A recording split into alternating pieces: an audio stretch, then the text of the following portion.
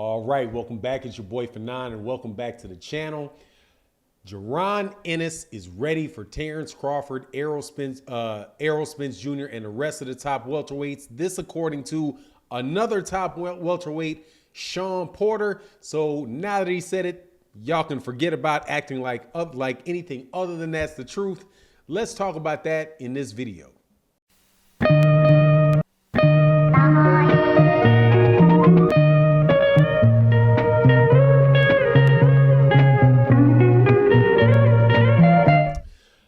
Welcome back to the channel. So Jaron Ennis is ready for the top dogs. This according to Shawn Porter, the current challenger to Terence Crawford. They've got a really good fight, a big fight coming up in a couple weeks.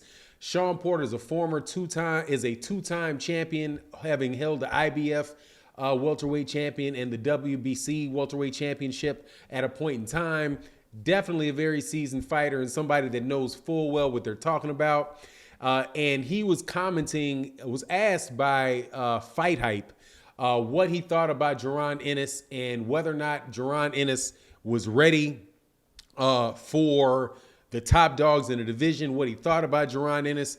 And what he said was exactly what I've been saying and what other people have been saying, which is pretty much, man, that this dude is too much, that he's got everything that you possibly need in a fighter, and he's pretty much ready to go.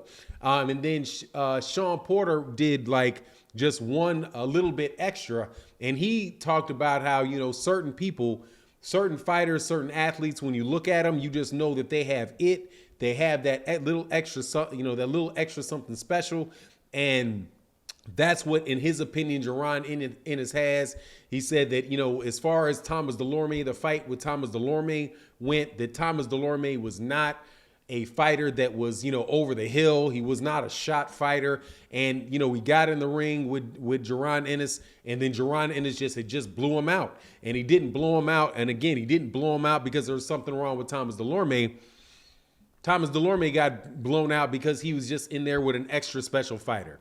Now, to represent the contrary point, which I think is coming from people that just don't want to see Jaron Ennis shine.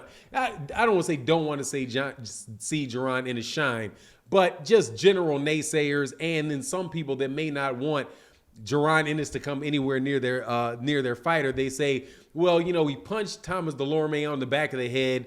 Thomas Delorme had lost fights to Stanosis, and he had lost fights to other guys, right? And so therefore, that means, and I don't get why the logic behind this, that means that Jaron Ennis isn't ready, right? Look, man, Thomas Delorme is not a shot fighter. He just fought Staniosis, and he went the distance with Staniosis in a fight that was a good fight, a back and forth fight that Staniosis won, but not something where Thomas Delorme was looking like a shot fighter, looking like he can't take a punch, and the first time he gets hit, he's gonna go down. That is not the stage. That's not the stage that Thomas Delorme is at. Thomas Delorme is most certainly a gatekeeper, without a doubt. Similarly, guys like Chris Van Heerden, who's a journeyman, that's a journeyman, Chris Van Heerden. Sergey Lipinets, that is a gatekeeper. Thomas Delorme, that is a gatekeeper type of fighter. And what I said leading into the fight was that if Jaron Ennis was able to overcome and just blow away gatekeepers, then pretty much you're ready. And that's what Shawn Porter was saying. He's like, look, when he was fighting 4-round fights, most of the 4-round fights aren't going the distance. Then he moved up to 6-round fights. 6-round fights, those aren't going all 6 rounds. And he said, then he gets to 10-round fights, those aren't going all the way to the distance. And then you're ready for a 12-round fight. That's where Jaron Ennis is in his career right now. He's ready for 12-round fights. He's ready to fight the top guys in the division. And honestly, I personally think he's ready to beat everybody in that division, with the grand exception of maybe Errol, Spence Jr. and Terence Crawford. And I got to make sure that I put this out there. That is where Shawn Porter kind of held off. And I think he was right to hold off, right? He said, because the guy from Fight Hype asked him, Like, do you think he beats Errol Spence Jr.? Do you think he beats Terence Crawford? And Shawn Porter was like, man, I'm not answering that question. Right? I'm not going to do that. But I will say that he's definitely ready and that he is a special fighter. And like, just to illustrate what kind of like special fighters are, and I don't know if you guys really do have an eye for this, but every once in a while there are athletes that come up that they're very, very good athletes, then there are special athletes, right? So, for example, for me, there's a couple instances that really stand out to me. One is like Usain Bolt in the sprints. The first time that I saw Usain Bolt in a sprint, I was like, wow, this guy is going to be absolutely amazing. That is a special dude. And I do believe that was when he's like 17 years old in like a world championship or something like that. But he's very young. But at the time he was running almost a 10 flat, standing up like, I don't remember how tall he's, like 6'5", 6'4", 6'5", something like that. But you could just look at Usain Bolt and be like, man, this guy's going to break every record. This guy's going to break every record in a book. He's just an extra special athlete.